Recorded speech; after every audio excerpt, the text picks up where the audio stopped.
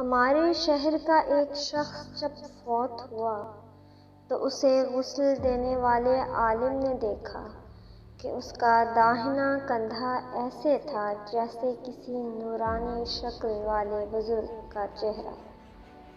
قبر میں اتارتے وقت بھی عالم صاحب نے محسوس کیا کہ اس کے داہنے کندھے میں سے روشنی پھوٹ رہی تھی۔ دفن کے بعد امام صاحب اس مردے کے گھر گئے اور گھر والوں کو ساری کیفیت بتا کر وجہ پوچھی تو اس کی ماں نے یہ واقعہ سنایا۔ میرا بیٹا جب کالج سے فارغ ہوا تو جلد ہی اسے ایک اچھی جگہ نوکری مل گئی اور ہمیں اس کی شادی کی فکر ستانے لگی۔ اچھی نوکری ہونے کی بدولت اس کے لیے اچھا رشتہ ملنا کوئی مشکل بات نہیں تھی۔ ہمارے پڑوس میں ایک دونوں پاؤں سے معذور لڑکی رہتی تھی جو ہمیشہ ہی ویل چیئر پر رہتی تھی اور بغیر سہارے کے کچھ نہ کر سکتی تھی۔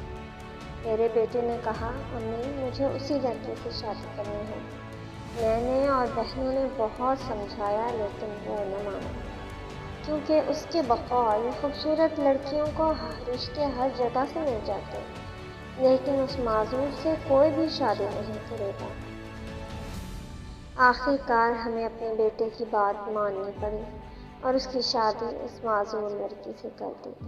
وہ ہر روز اپنا ناشتہ خود بنا کر اور اپنی بیوی کو کھلا کر آفس جاتا اور واپس آ کر بھی خود ہی سب کچھ کرتا۔ اپنی بیوی کو باتھ روم وغیرہ لے کر جانے کے لیے وہ اسے اپنے داہنے کندھے کا سہارا دیتا تھا اور اسی لیے اس کا داہنا کندھا چمک رہا تھا، کیونکہ اس نے اپنی زندگی کی آسائشیں اپنی معذور بیوی کے نام کر دی تھی۔ اللہ میاں ہمیں معذوروں کا احترام کرنے اور ان کی ضروریات کو سمجھنے کی توفیق عطا فرمائے، آمین۔